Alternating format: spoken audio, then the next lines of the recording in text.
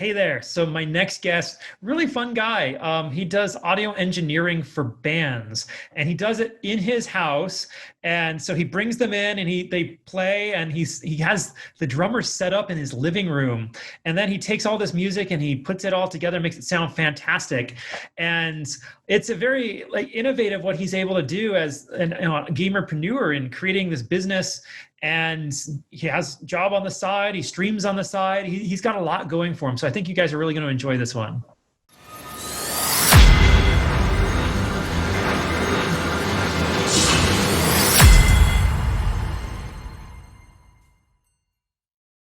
Hey there, everybody. Welcome back to the Gamerpreneur podcast. I'm your host, Dr. Bradford Carlton. Today's episode, I have a very special guest. I have Chris Anguiano. Hey, Chris, how's it going? Hey, how's it going? Thanks for having me on. Absolutely. I'm having a beautiful sunny day in Las Vegas. How about yourself? I have not left the house yet, but it is so far a good day in LA. Okay, you're just up the road. Yes. I mean, sure, I got to go through like 3 hours of traffic to get to you, but And hot summer desert heat. oh yeah, that drive just to Bakersfield is pretty rough. Yeah, it can be pretty rough. I've only been up there like once. I was like, I'm never coming here. Never coming to Bakersfield again. Yeah. All right, so Chris, I like to just jump right into this show. So why don't you begin by telling us a little bit about yourself, please? Yes. So I'm Chris, aka Sad Boy, 336 on Twitch and Twitter and all that. I record bands, so I'm an audio engineer as my primary job, and I also work at a movie theater as well as stream on Twitch and all that. Very cool. Okay, so fantastic. I'm going to get over all of that here shortly. However, before we get started, I'm going to ask you a question that I ask all of my guests to start, so don't feel special. But okay. On a scale of 1 to 10, 10 being high, how weird are you, Chris? How weird am I? I would say maybe about a 7. Like I'm weird, but I'm easy at I'm good at socially adapting to whatever my surrounding is, though I end up putting my foot in my mouth probably more often than I'd like to admit. But yeah, so I would say about a 7. Why would you say you put your foot in your mouth? Is it just the company you keep, or is it like, because I've done the same thing, right? I'm a gamer and I've done the professional thing. And so I'm sitting there like trying to converse with people who have no idea what my background is. And right. It's like, yeah, you guys don't get me. Yeah, no, totally. Because my girlfriend always tells me I don't know my audience. So I'll make like a joke that I think is absolutely hilarious. And everybody just kind of stares at me with like a what face. And I'm like, oh, never mind.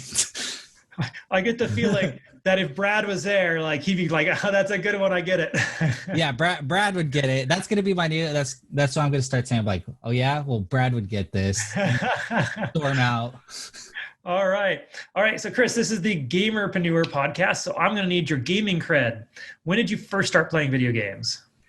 I want to say 1998. My grandmother bought me a Super Nintendo off of one of like the neighbor kids that are around, because the Nintendo 64 was already out, so kids are trying to pawn off their stuff to get the new Nintendo 64. So she got me, with the classics like Donkey Kong, Legend of Zelda, Super Mario World, all that. And funny side story, my grandma actually took away the Legend of Zelda game because the kid who had sold it to her had all the save files for Link's name. He put like swear words in it. So she's like, oh, this is a dirty game. You can't play it. And I was like, oh man, like 6-year-old me was so disappointed. But yeah. Did you ever get it back? I think once I hit about like 10, I was like, I was like, Granny, I know how to delete the save files. So can I have this back? I swear to God, it's not a bad game. I love it. Okay, so you started on the Super Nintendo, and I'm assuming you progressed through the years. Yeah, I progressed through the years. My family kind of grew up with not a whole lot of money, so I always had the generation before. So when the PS2 came out, I had the PS1. And then when the PS3 came out, I had the PS2. Um, so it wasn't until like the PS4 when I could like actually purchase my own console was I like on top of it. And then after that, around like 2016, I want to say, it was when I finally built like my first gaming computer. And then that's kind of all I've been about is like, oh, gaming PC. And other than like the Switch, I primarily game on my gaming PC. Fantastic. All right, so what do you play now? So right now I'm playing a lot of I'm going back through a lot of the RPGs that I'd missed. So like right now I'm streaming through Earthbound. Ooh, that's a good one. Um it is a good one. It is so good. It is honestly an like I don't know why that game was not as big of a deal as I think it should have been. Oh, the humor is so out there. It's like it's kind of wacky. And there's that waterfall you got to stand in front of for like 3 minutes. That's 3 minutes. I just did that. I was like, oh my God, is this you're for sitting there like, real? really? Do I really gotta wait 3 minutes? Yeah, that was I think because I think I had there's a boss battle, I believe, in that waterfall dungeon. And I think I had died and I was like, I have to do it again. I have to and I was playing it through RetroArch. I was like, you know what? It's a good thing this is on an emulator because I'm gonna speed through this. I love it. Okay, so kind of one more gaming related question, and then we're going to kind of go into your background, what you do for a living, and all that. So, Okay. favorite game of all time, Chris? Favorite game of all time. If you would ask me like 2 years ago, I probably would have said Final Fantasy VII. But last year I played through Final Fantasy IX, and that game kind of just won my heart. Like, Oh, thank you. I I play it, once every year or so, yeah, and I will admit I shed manly tears at the end every time. yes. When they finally hug and embrace at the very end when they do the whole the play and all that, I'm like, oh my God, this Manly game tears. is a I'll always call them masterpiece. manly tears too. Manly tears. All right, Chris. So you're a sound audio engineer. What does that mean? So basically, I invite bands over to my house and I record their albums or EPs or just singles in general. So um, it's typically more like mostly like hardcore metalcore bands. So really aggressive screaming music. I have done a few rappers, which was always interesting, but yeah, I mainly do just bands. So I'll have like the drummer set up in my living room and I record him playing drums and then the guitarist and vocalist and I put it all together, make it sound pretty or Very as pretty cool. as it can sound. How did you get into doing that? So I kind of grew up I've been in bands like most of my life. I started a like punk band with my like brothers when I was in like the seventh, eighth grade, and then it kind of progressed from there. Then I started my own like serious band, um, and just from meeting people, and then also it was when my band recorded. I was like, this is what I want to do. Like, this is so much fun. We're just sitting here playing music, and that's when so I started talking to my grandfather about it and he was super supportive and he bought me my first like MacBook and so I started recording like little demos for my band and then after my band had broken up um I realized I didn't really want to like actually go out and play anymore. I just kind of wanted to sit in my house and make music. So I decided to just start a recording studio like in my bedroom. And yeah, it's just the only thing that kind of like I don't like about it is having like five sweaty dudes in my bedroom. So how does this work? Like, is it your whole house? Is it just one room? You said you have the drummer in your living room. Like, how do you account for like acoustics and everything? I do everything what's called in the box. So basically, instead of, you know how like back when you would look at like recording studios, everything would be like in a giant room where either everybody's playing at the same time, or they're mixing on those gigantic like consoles. Well, so when it's in the box, pretty much everything is just in the computer. So I take like dry takes into the computer, and then use like processing software, like plugins and stuff, to basically mix it up and make it sound uh better than, you know, how it originally did. So as far as the drums go, that's the only kind of little bit of a problem I run into, is because you kind of have to use a room for that. So that's why I just use my living room, and then I kind of just put like a little shield, or like we had this like plexi shield that goes around the drummer, and it kind of keeps everything intact. Very cool. Now, how long did it take you like to figure out all of this? Because I mean, it doesn't sound like you've been doing it for terribly long, but like I'm sure the first time they like started like banging away, you're like, oh, that doesn't sound so good. Yeah, pretty much. And honestly, it's still something I'm working at. I think I've gotten significantly better over the past like 4 years. Um, but yeah, it's still something I'm working at and trying to, you know, basically perfect my craft and all that. Yeah, it's still a work in progress. Wonderful. Now, how do you go and find, bands as clients? Do you just go to clubs and, hand them a card, or like, what's the process in getting people to pay you to do this? So how basically what I did at first was I just hit up like bands that I was friends with from being in a band.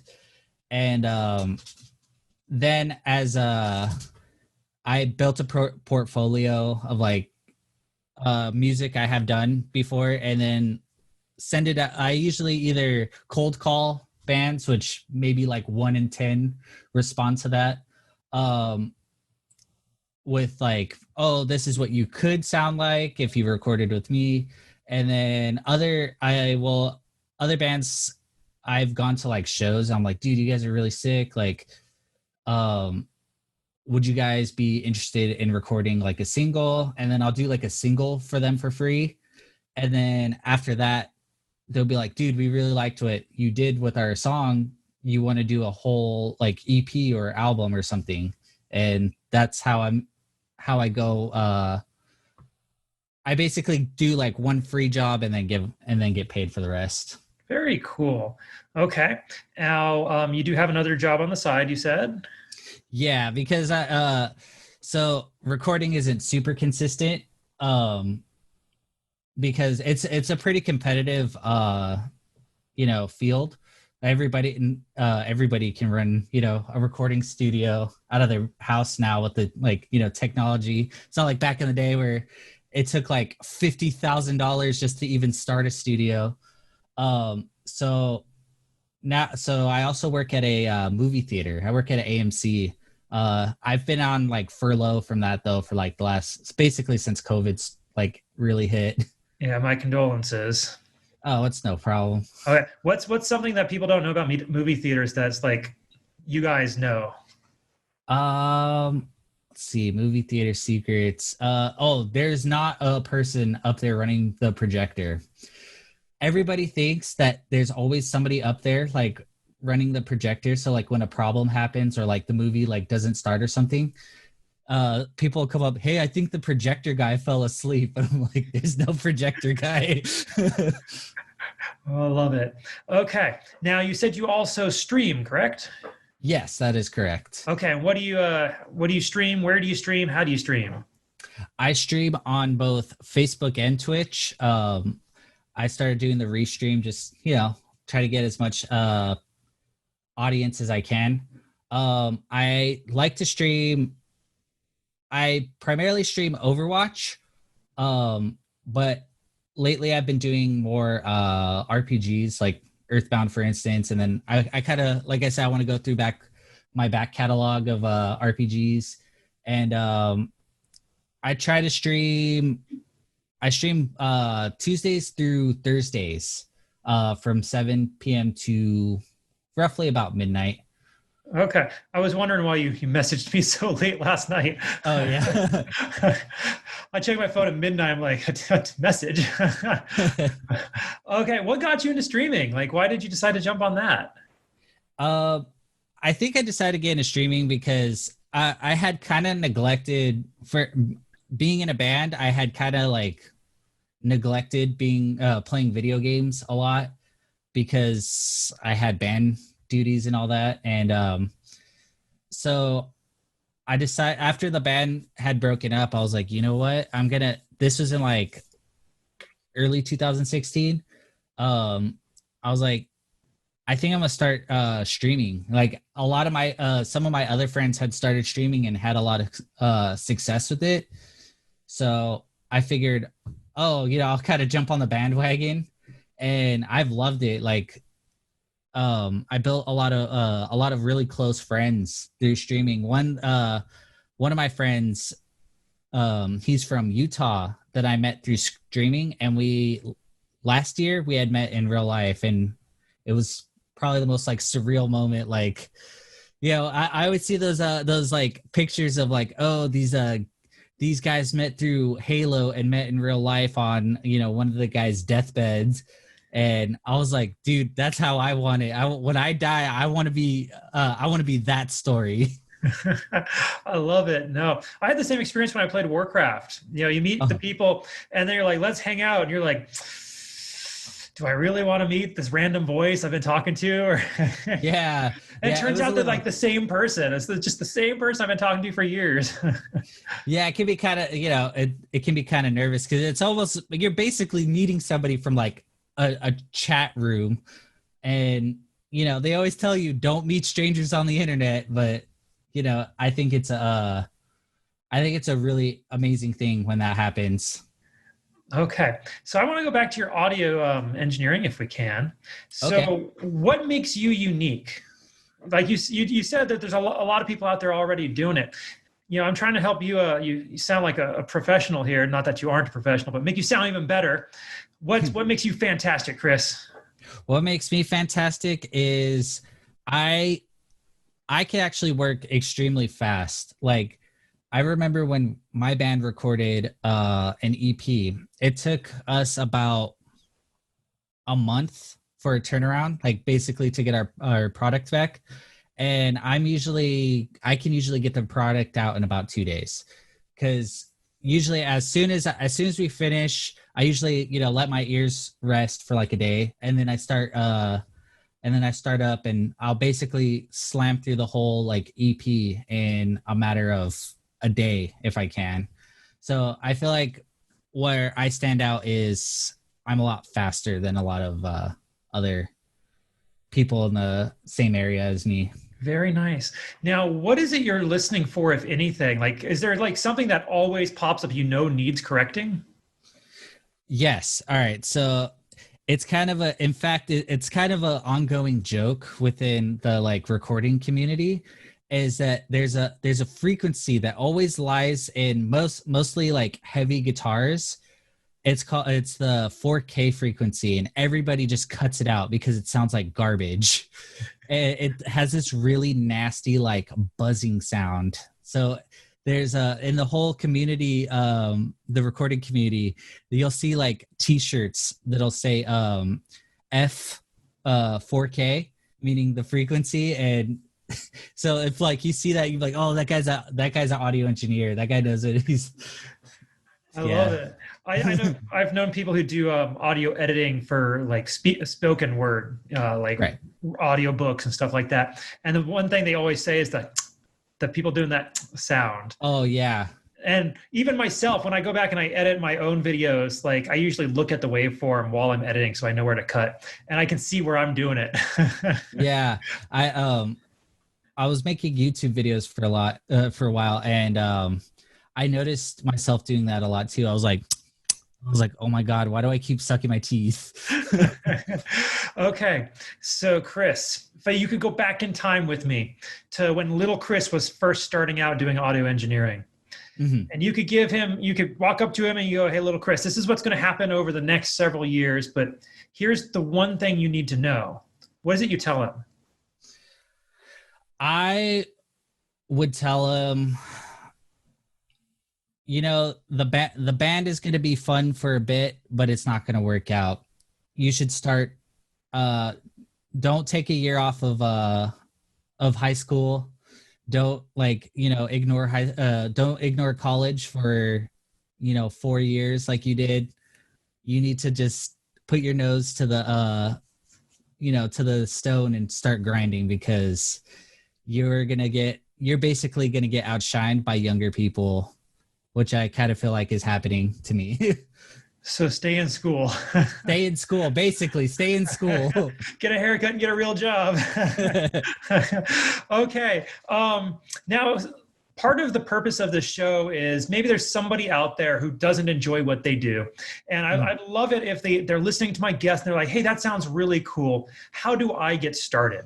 So what advice would you have for someone who'd want to follow in your footsteps here, Chris? So as in to get started in like audio engineering? Yeah. Or honestly, all right, starting record audio engineering now is so much easier than it was like 5 years ago, because before it used to be, you could look up YouTube videos and like it'd be 5 guys tackling the same problem in like 100 different ways. I didn't have all these. It was either like kind of college or nothing.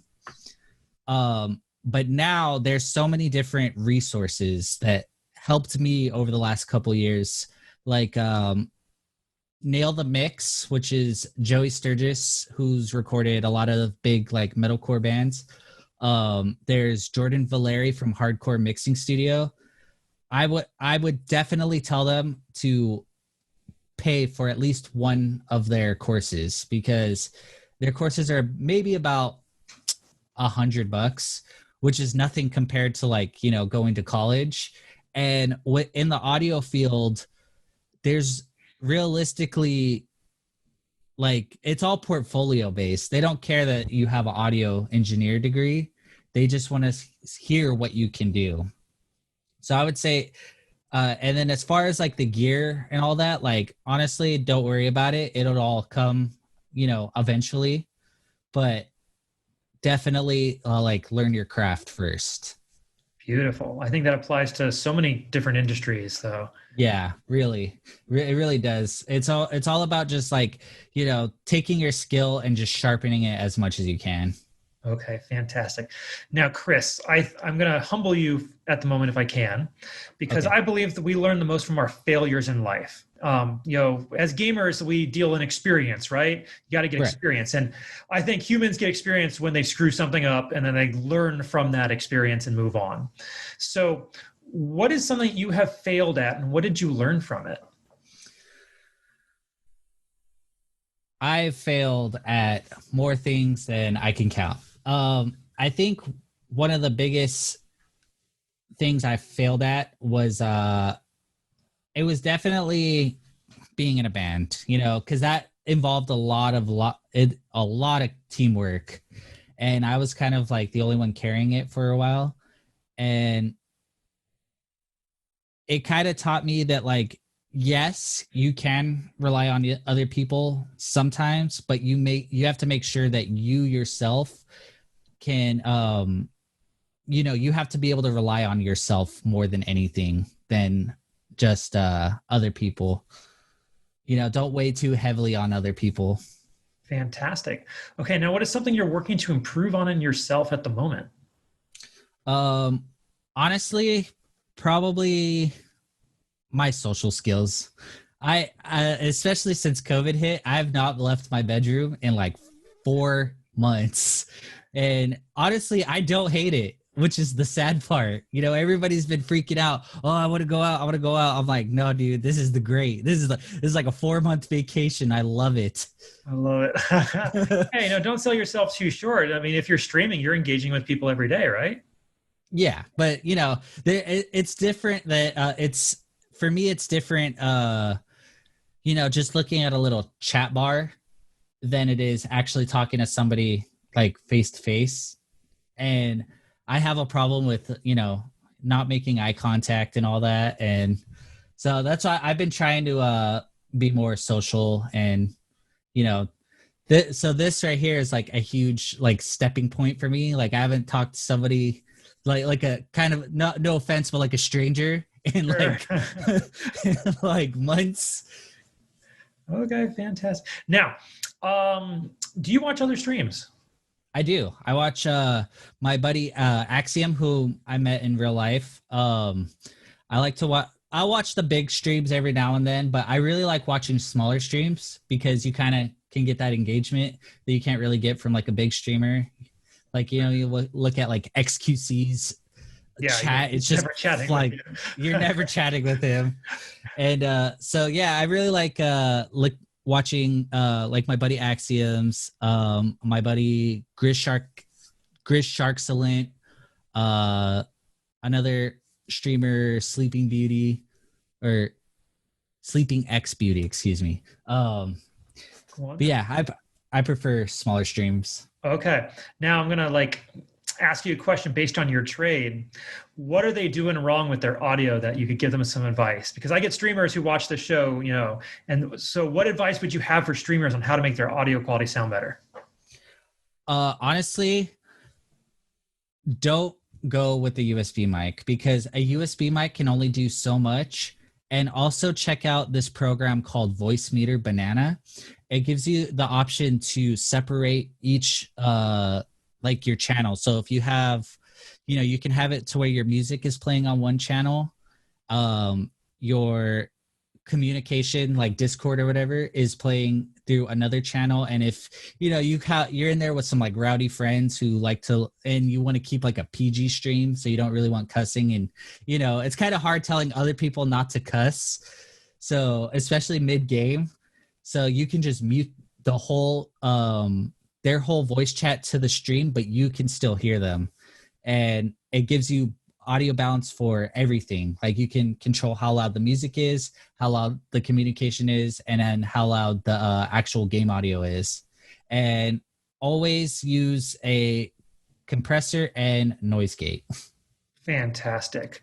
I wish I understood what any of that meant. I'll have to figure it out. I'm not, that audio is still new to me. And you said, don't use a USB mic. I'm like, oh, I'm using one. No, it's definitely a good starting, you know, if you don't want to drop a bunch of money, but I would recommend as for like a mixer using the like Xenex 802. It's just a little 2-channel USB like mixer, and it has an actual like EQ settings on it, and it sounds phenomenal, and it's only about like $80. And then get like a semi decent like either condenser or even just like a, you know, those like karaoke mics, the Shure SM58s. Those are only like $100. Sometimes you can get them for even cheaper if you like are okay with buying a used one. Just Sure. disinfect it really good. Especially right now, right? Yeah, especially right now.